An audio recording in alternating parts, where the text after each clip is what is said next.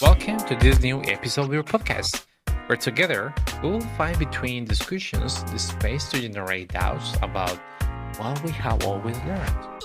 My name is Jason Gonzalez, and this is Pocaluzstudio, your space to understand the world in a creative way.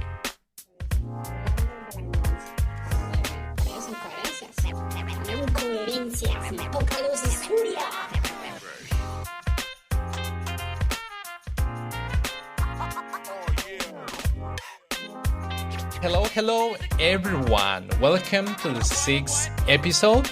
Today I'm really excited because I'm with a fantastic artist and talented person. Her paints based on geometric model compositions bring emotions through human experience, architecture and speciality. Her colors and shapes forge the passion of drawing behind the stroke of a pencil and brush. Her pieces are on a public display and also in private collections around Australia. She is Gina Ward. Please, Gina, welcome to Pocaluzstudio. How are you? Oh, good. What an introduction. Thank you, Jason. No worries. Thanks for having me. No worries. I think you are really fantastic artist and are really happy to have you here with us. Goodness. And Thank all you. the people that actually listen to you right now. Thanks for coming. Are you ready to start this career journey? Let's do it. Okay, let's start.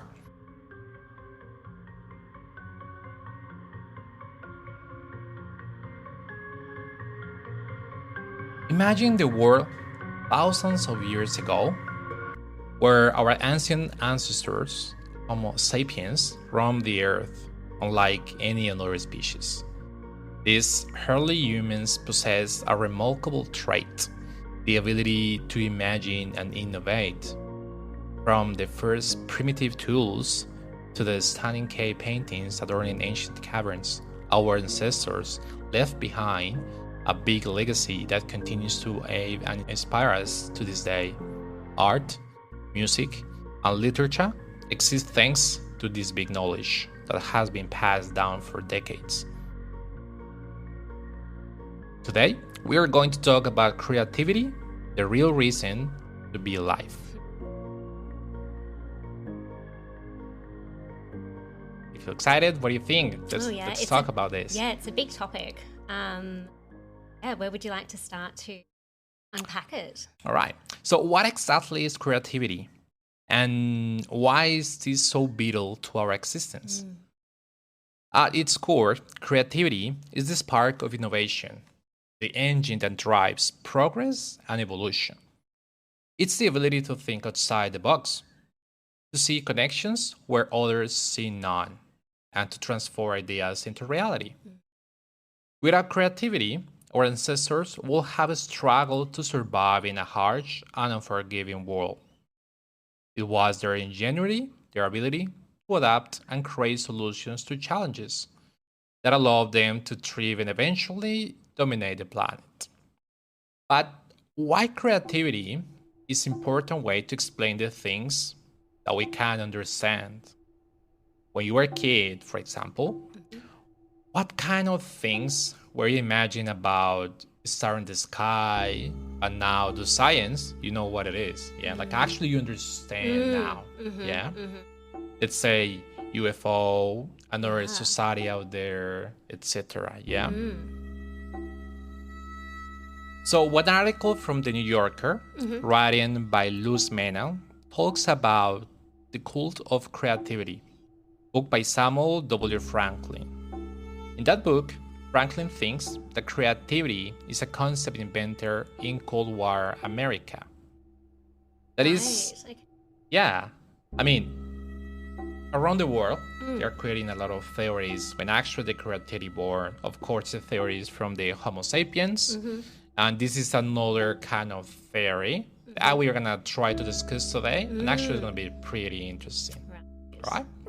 So, in the 20 or so years after 1945, before that, he says the term barely exists. Create and creation, of course, are old words, but creativity, as the name for a person attribute or a mental faculty, is a recent phenomenon. In Franklin's account, creativity, the concept, popped up after the Second World War. Into context. One was the field of psychology. Since the 19th century, when experimental psychology, meaning studies done with research subjects and typically in laboratory settings, rather than from an armchair, had started, psychologists have been much given to measuring mental attributes. For example, intelligence. Can we assign amounts or degrees of intelligence to individuals in the same way that we assign them heights and weights? Ooh. That's pretty, wow, Yeah. So Gina, can we just connect intelligence with art? Because we're being connected intelligence with maths, Yes. physics, Yes. science, and a lot of all the context about science. What do you reckon? As a visual artist, I think that art is extremely objective. How do you do that? Is it up to the galleries? Is it up to individual perspective and like beliefs and culture and where you come from? Or that's a good question. Yeah, it is. Because according with the article, the fracking says around 1950, psychologists realized that no one had done the same thing for creativity.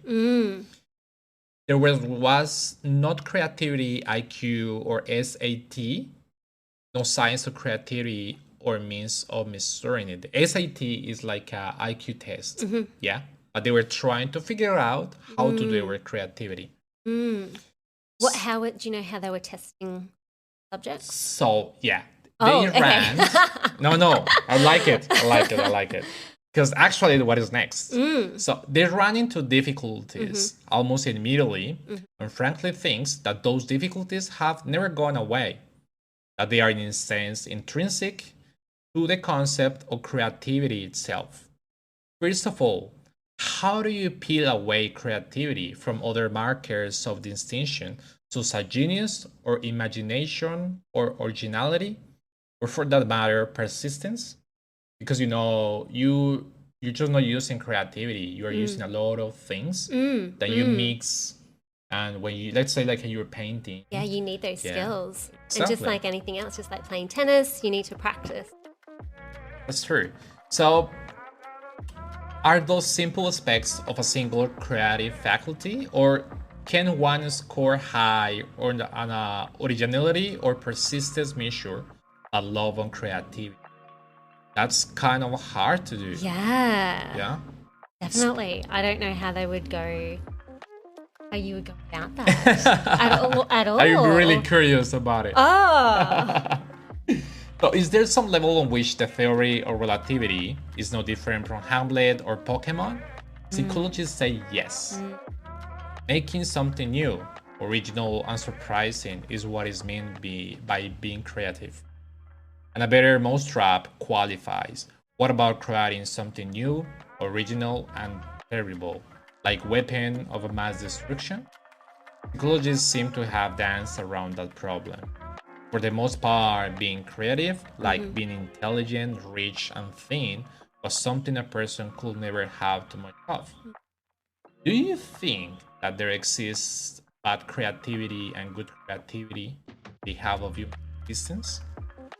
Like nuclear bombs got chambers, or because that's a human condition. So if you see, like in a lot of parts of our history, creativity works and actually in something unexpected, like nuclear bomb, for example. Yeah, creative thinking. Yeah, absolutely. And I'm kind of concerned about it because you're like a painter, for example. How the creativity works for you? How do you get that? Right. Oh, okay. Good question. So just me specifically. Yeah, please.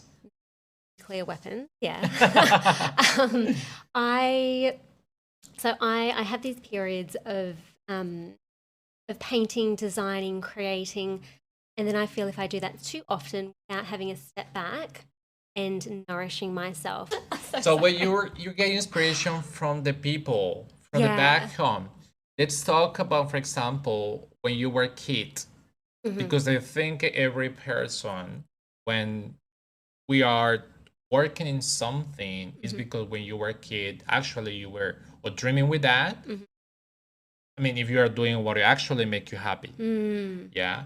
So let's say like you are doing something that actually when you were a kid, for Yeah. example, Yeah. or because Yeah. it's something from parents or from your family.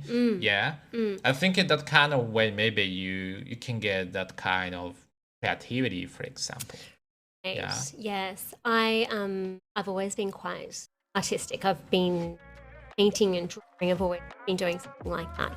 But my life and I think I get my creativity from places, people, from the way that something makes me feel.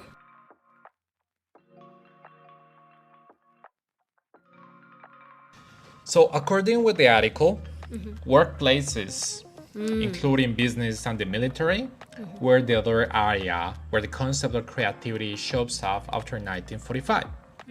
Post-war organization prized creativity.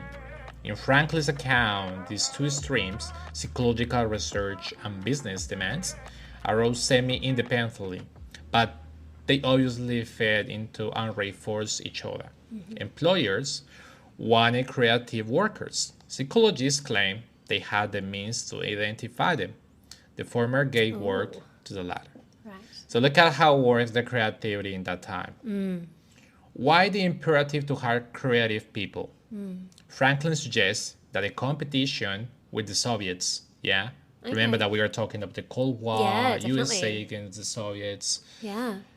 So, by anxiety about a technology gap, drove the country to search for better ways to get the most out of its human resources. You could argue that the women's movement arose out of the same impulse. Forget about women's dignity and right to self-fulfillment. It was just irrational when you were fighting a Cold War to exclude half of the population from the labor force. Right. So the post-war economy was a supermarket economy. Products, many of which might be manufactured offshore, sit on the shelf begging you to buy them. This means that the business had to conceive of its priorities in a new way. In the old manufacturing economy, if you operated a factory using the techniques of scientific management, your workers were not required to think. Yeah? So they were required only to perform said task as efficiently as possible. Okay. Yeah. In that kind of business, creativity just gets in the way. But if your business is about sales, marketing, product design, innovation, or tweaks on standard products, you need ideas. Which means that you want to hire the kind of people who can come out with them. That's when actually they start to think about the brainstorming. Yeah? So, after this historical context, Gina, the creativity for you, you were telling me before, like actually you are always maybe thinking on when you were a kid, or if you have any idea, every time we were painting, what are you thinking in that moment when you are painting? What's your thoughts about that? That particular painting, right? Look, I am a perfectionist, Yeah. and I think that goes hand in hand with my critical side. And my art, I'd like it to tell a story. I'd like it to have a perspective from myself that incorporates, in a sense, like where I've come from, the society in which we live in now, and how that translates to the canvas, basically. Because well, I was seeing in your paints Yeah. this kind of lines. It's very structured. The Yeah. geometry on your paints are Yeah. really Yeah. clear. Yeah. Yeah. And all these things of the creativity that we are talking right now, I want to connect with the way that actually you're painting and Okay. the artist, this kind of soul, the artist soul. Right. Because you know that the art is always works to make you better human. Yeah, like that's inspire. I just inspire to others. So all this context about the Second World War is actually how the evolution of creativity until today change maybe every day. Right. Yeah. And how we see it now. Exactly. Yeah, So right. you have some standards for your paints. You say that you have high standards, you are really strict with yourself, but maybe that's not also part of actually how you recognize the creativity in the art since you were a kid. Oh, Yeah. good question. Yeah. I haven't thought about that. Um, ooh, I. This is something that I spoke about a little while ago. My very early paintings look nothing like they do now, and I think the moment that they did turn quite structured, quite geometric, I needed that structure and form in my life.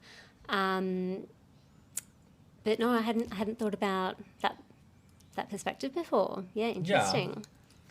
Because if we pause for a moment and ask ourselves, how do you just see your life without art? Oh, you can't. You just can't. Yeah, so can we survive without creativity and art? Look, I don't think so. As I said, like it's telling a. I feel good art is telling a story. It's telling a perspective or showing a perspective. Whether you agree with it or not, that's also part of the experience. But then it comes back to like, what is creativity? Is it just a pretty picture? Yeah, Bill, the creativity is not just a luxury reserved for artists Yeah. and investors. Yeah, it's a fundamental aspect of what it means to be human. Art, music, literature, these are not just more decorations, but essential expression of our humanity. Yeah, they nourish our souls, inspire our minds, and connect. And not just connect with myself, connect with each other around the world. So I can forget my problems every time, for example, that I'm taking pictures. Yeah, I really absolutely. love street photography. I Yeah. can just go chill, relax. Yeah. And because I'm telling about the story, what can I tell a story through my photos, for example? So that's my time that I can just put in a photo and I can just say something I can enjoy. And actually, I'm trying to be strict with myself too. Yeah. How so? Let's say, for example, this is not telling me nothing. Yeah. One photo that I took and say, it's just a normal photo. Yeah. So that's what I'm trying to figure out. Like, actually, every time with art, it's just a moment to try to find ourselves. That what's actually what we like it, what actually what we feel inspired, and actually we can inspire more people. Yeah. Those perspectives in your paintings, because I'm an architect too, is really make me connect with that perspective around the world, cities, Yeah. buildings, colors. Yeah. Yeah. And make me feel really nice every time when I'm just checking those kind of paintings. And actually, because it's not that the human figure in your paint is not in every paint, but no. when they are, they want to say something. They want to express something. And I really like that kind of you. I think it, Thank you. Thank you. Hokey Pokey. Yes. That's I really like that hokey one. pokey. Yeah. And Well, before to finish, so people can visit your web, can go to your Instagram, and they can see what actually we're talking about. Yeah. Oh, thank you. But where does creativity come from? Are we born with it, or do we learn it over time? Ooh. Yeah. The truth is, it's a bit of both. Yeah. And maybe you can give me your opinion. Yeah, I agree. While some individuals may have a natural talent for creativity, it's also something that can be cultivated and nurtured through practice and experience.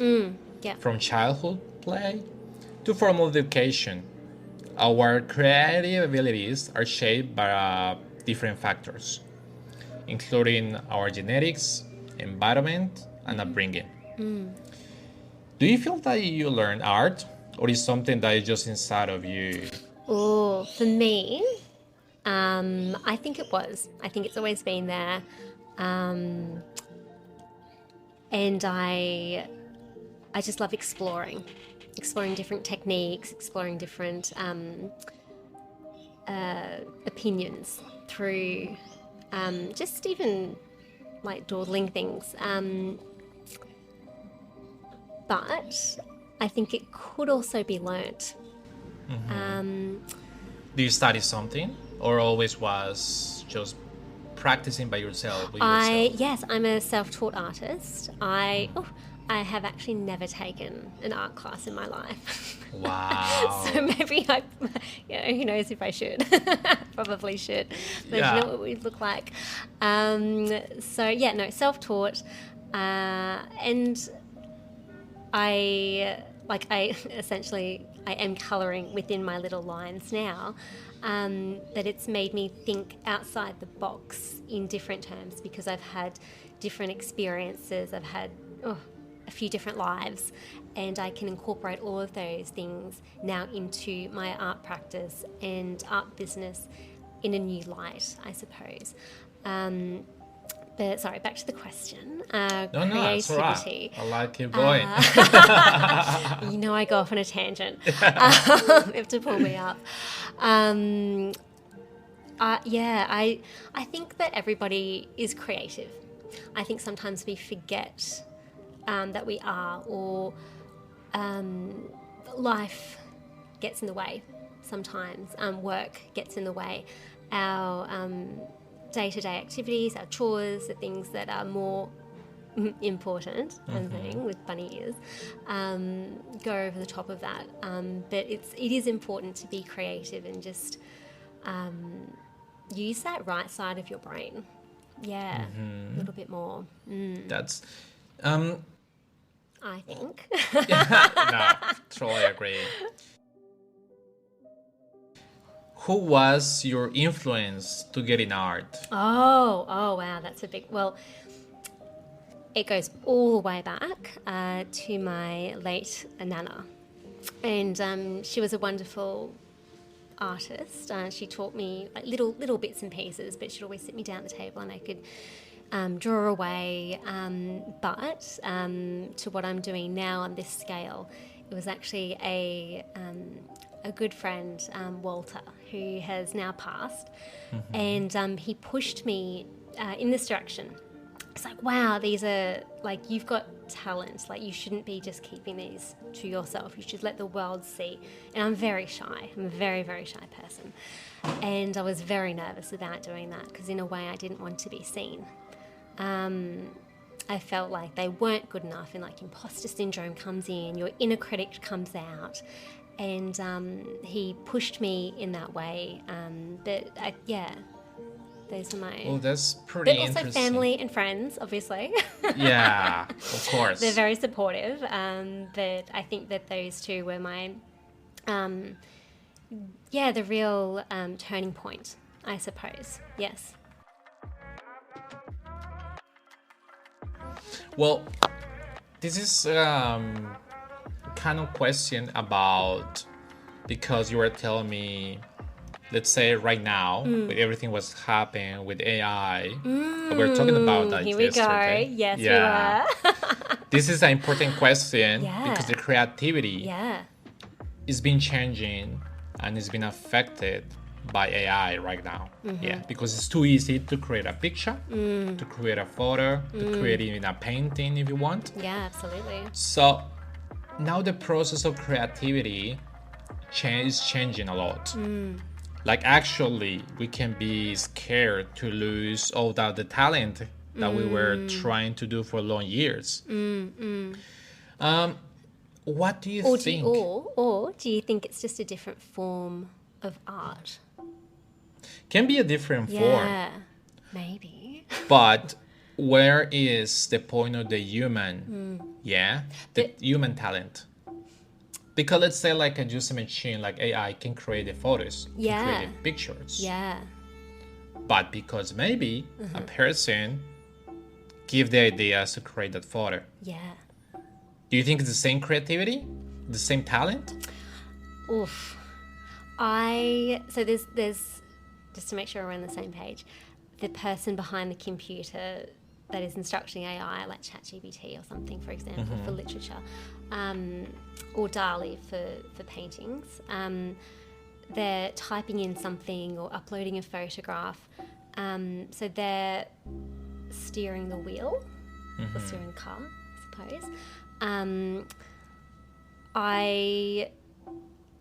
I don't. It's a tough one, because would it depend upon the person sitting behind the computer? Let's say, for example, for myself, Yeah. I think it's not the same. Right. When you take the pencil, Yeah. let's say handwriting. Yeah. Yeah. Good example. Or- I read an article. Yeah. Yeah. So you're doing the sketches. Yeah.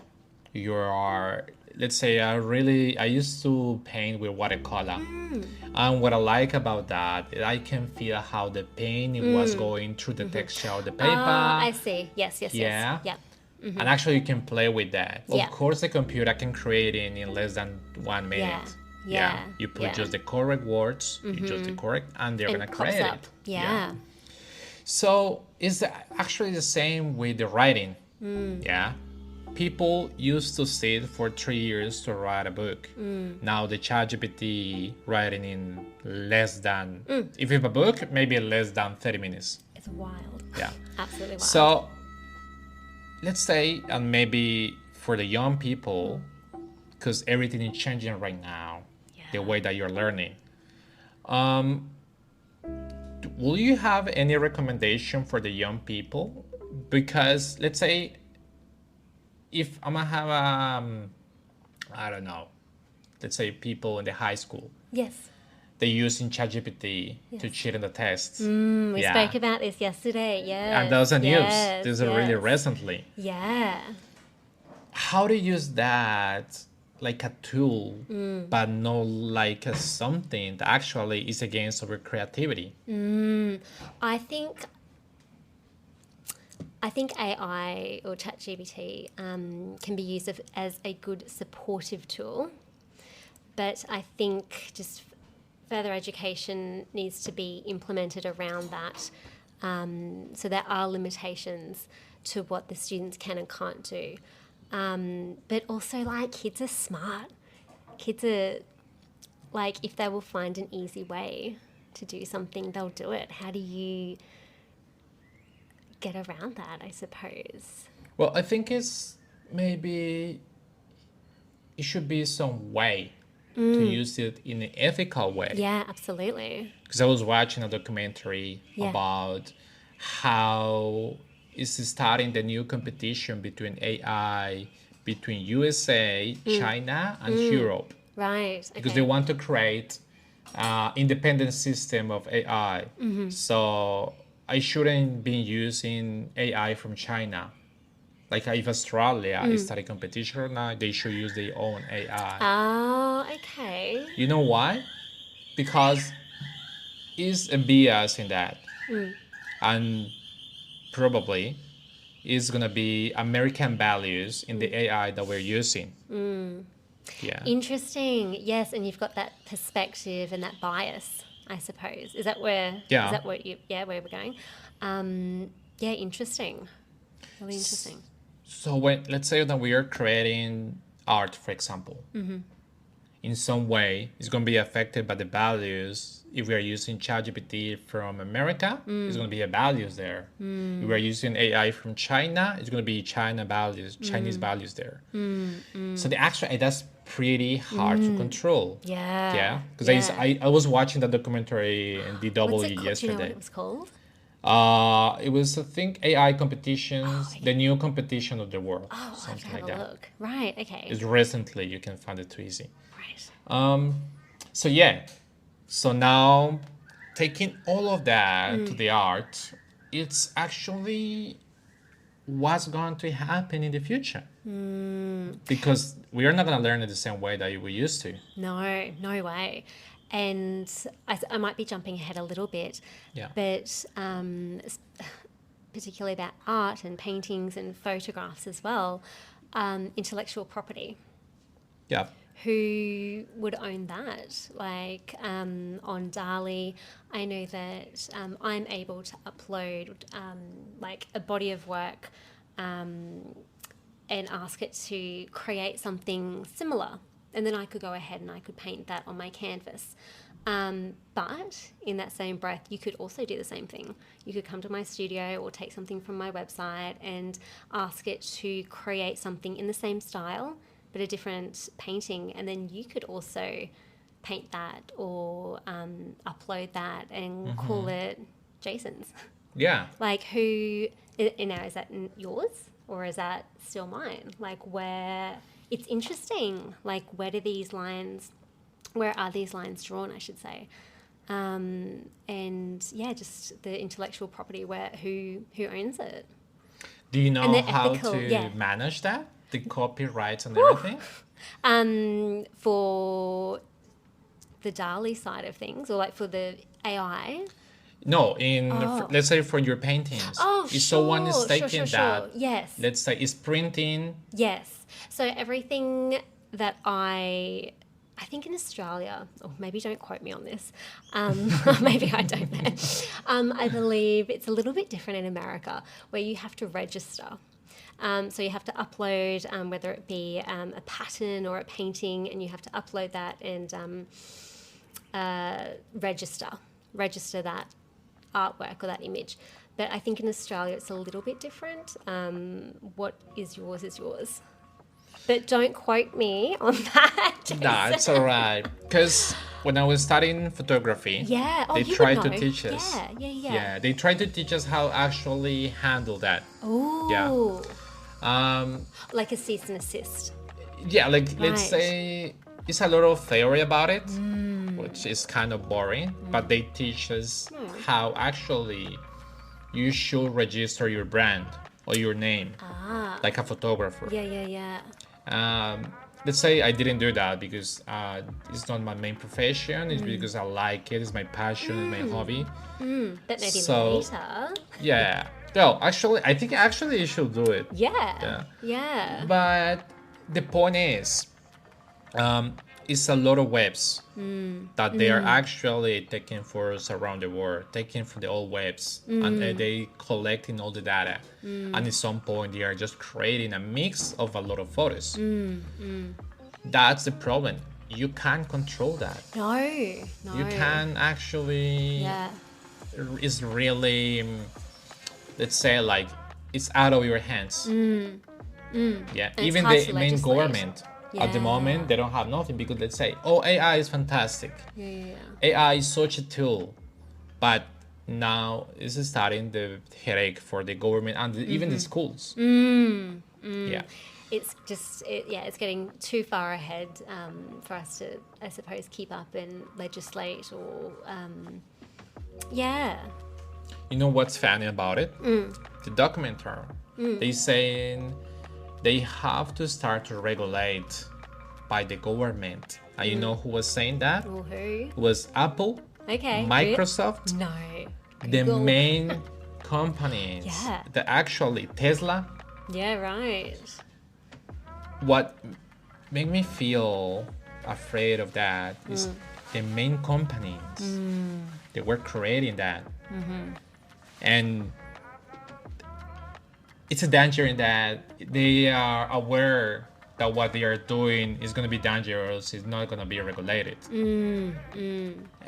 So again, if we are talking with art, unfortunately, art is like they are not gonna give the importance at the moment. No. I hope in some point it's gonna be really important, but it's not like engineering. Yes. It's not. Yeah, I think that the arts are seen as more of a second thought sometimes, which is very unfortunate. What do you think is the way to start to change that?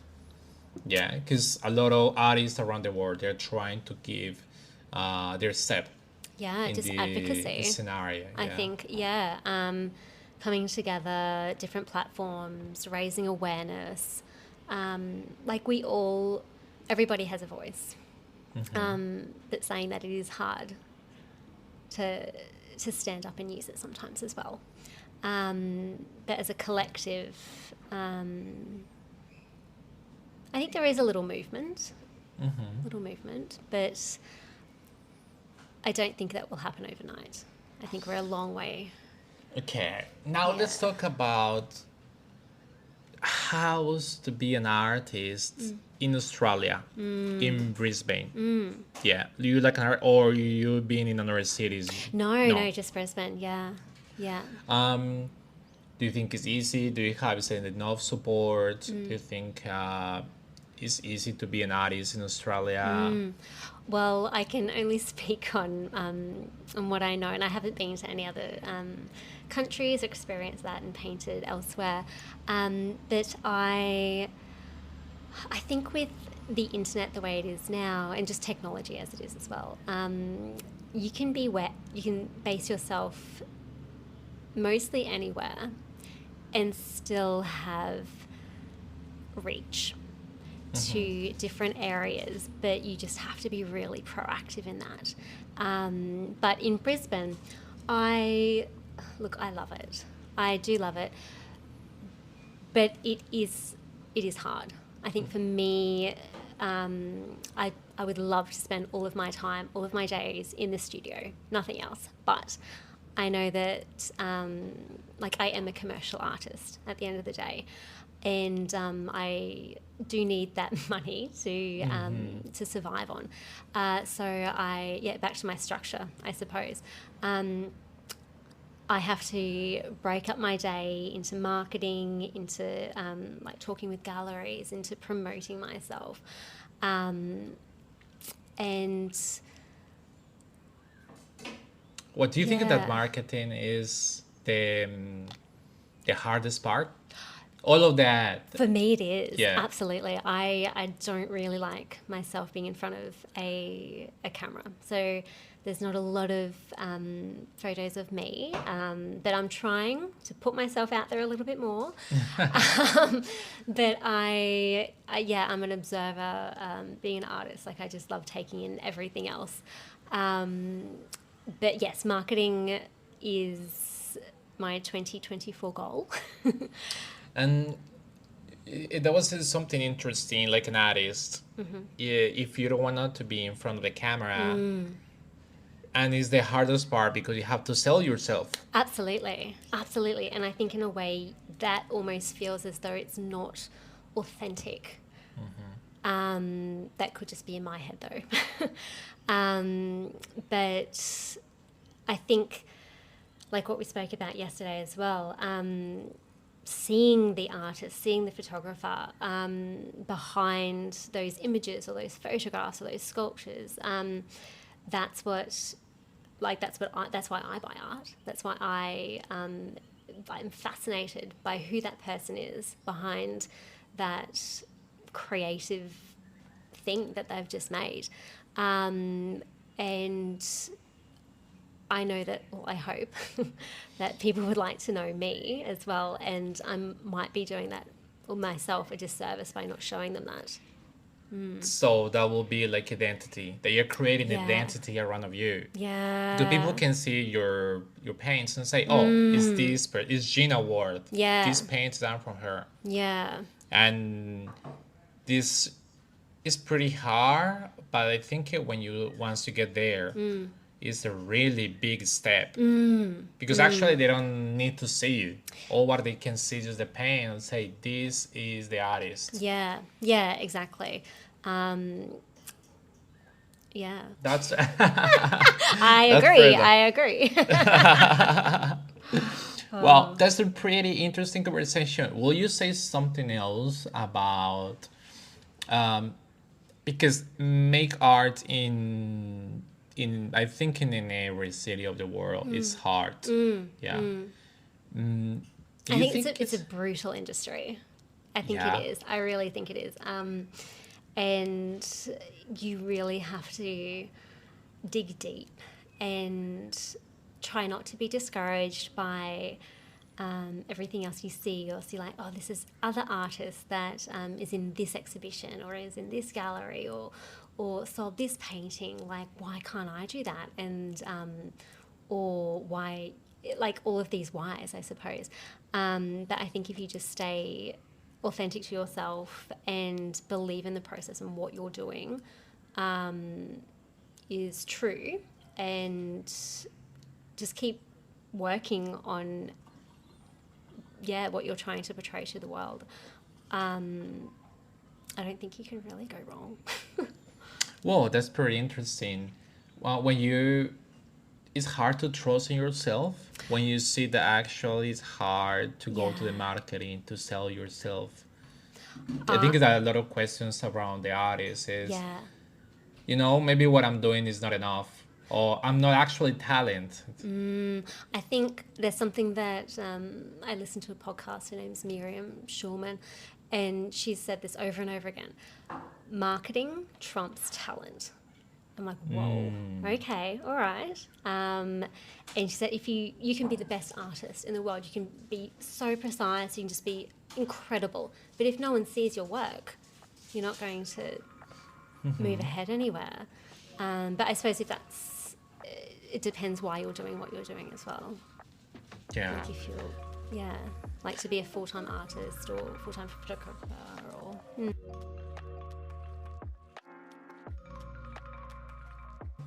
If, let's say, like in that way,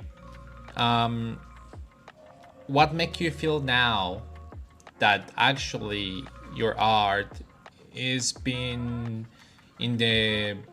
Actually, I don't know if that's true.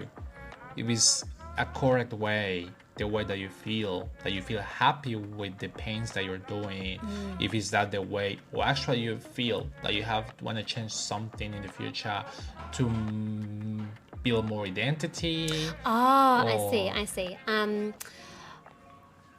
Right.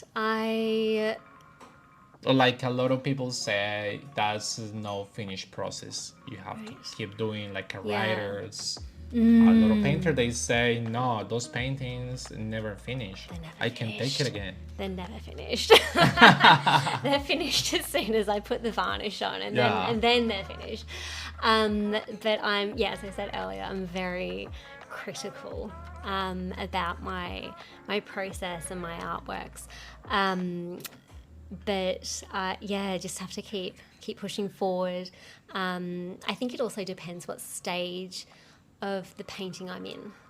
I can be really confident at the beginning, and then really, really confident, and then just hate it.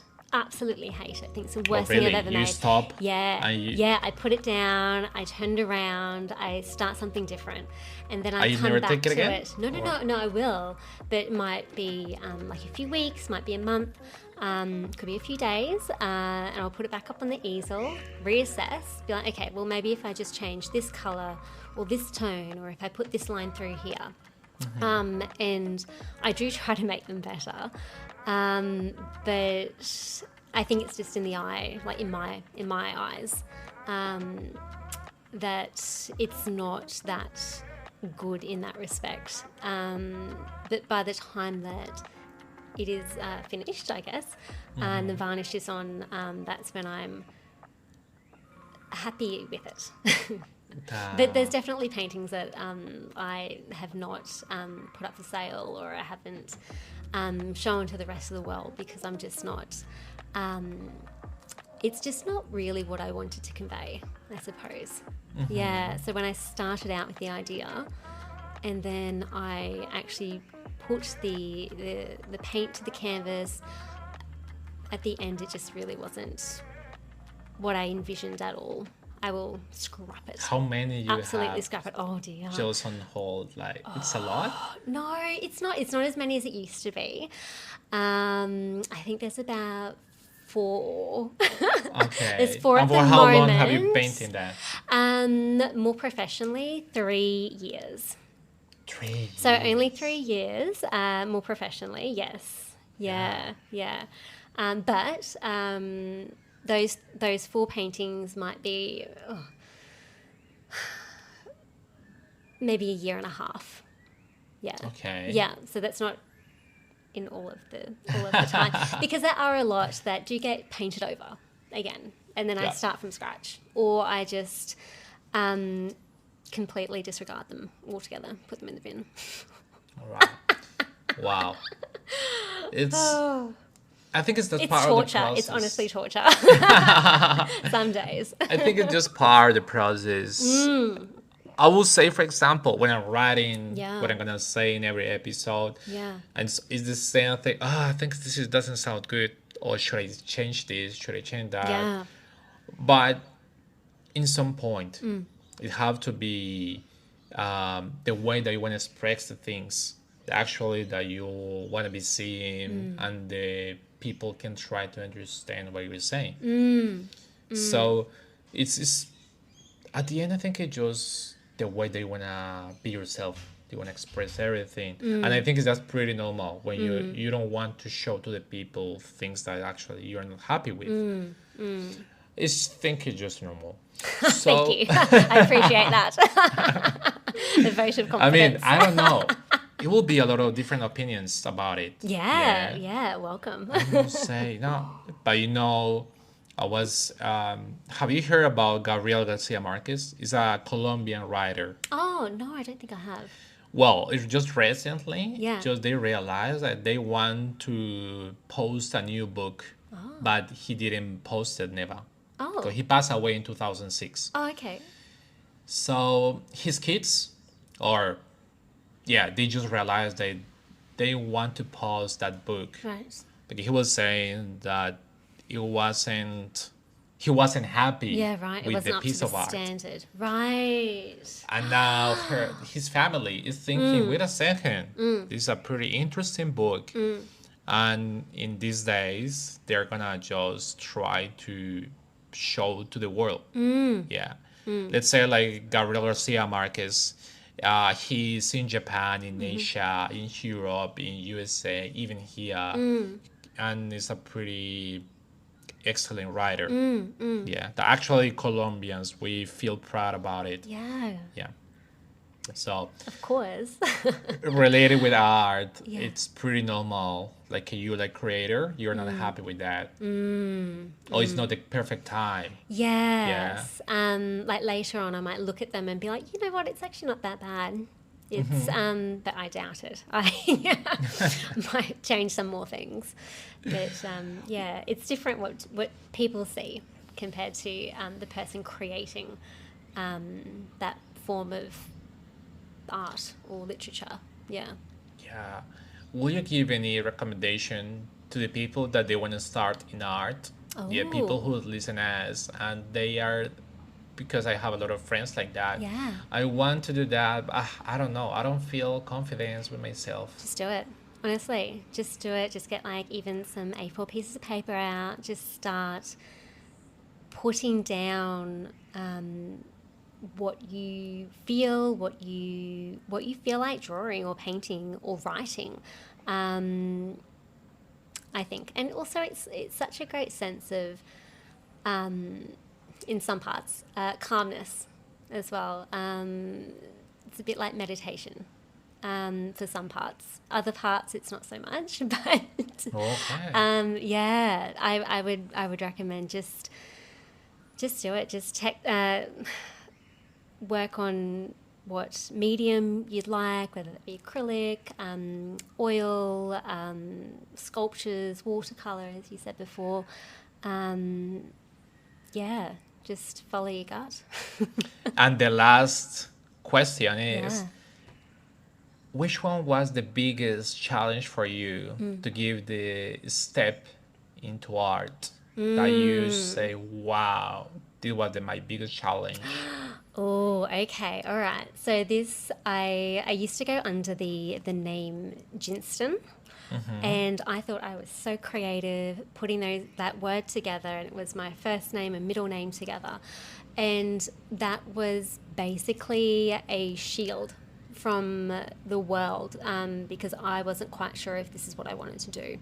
I wasn't quite sure if I wanted to put myself out there. And it wasn't until a few years ago that I changed that to my actual name, Gina Ward. And that was so liberating. Just going under, just painting, just being authentic, showing the world, yes, I did that. I can do this. I just taking a leap of faith, and just giving it a crack. Yeah, just applying for things. Yeah. That's that you learn to trust more yourself. Wow. Yes, I think so. That's That's brilliant. you've summed it up. Yes. Yeah. From my yeah. rambling, yes. Yeah, because we are used to say all the time. We don't recognize what we're doing sometimes. We are so worried about what people's gonna think about us. Or actually their reaction, and we already say no, they are not gonna like it. Yeah, before they've even had Yeah. a go of or even had a chance to look at it. You're right. Yeah, it's the same, for We've shut it example. Exactly. Yeah, It's yeah, not yeah. fair. And is that what happened when you wanna start a new project, when you think that it's not gonna be successful? Yeah, and but that to get that confidence, I think is that the key, because you say, well, And anyway, not overthink it. I think that's my biggest challenge, I suppose. I'm definitely an overthinker, which can be good sometimes, because you keep yourself in check as well. But if it gets almost not out of hand, but if you overthink something too much, you almost talk yourself out of doing it in the first place. I find. yeah, it's true. What I will say about creativity is, I think we should follow our passion. Like, creativity sometimes works for money, but sometimes no. And creativity helps us to be alive, to feel ourselves. And I think it's pretty important for us to know, but actually that make difference between another kind of species. Yeah, Yes. because we can be creative, we can think about it. Yeah, Yeah. let's say like how we create gods, or how we create all. It doesn't matter if you're a believer or not. Yeah. But it's related with myths. It's related with actually what we can create in our mind to explain nature. Yeah. Yeah. The way things are. Yeah. Exactly.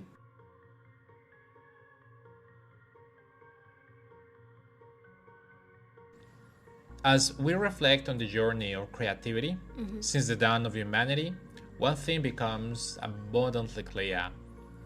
It is the driving force behind our evolution and survival as a species. From the earliest cave painting to the latest scientific discoveries, creativity has been our greatest ally in the quest of knowledge and progress.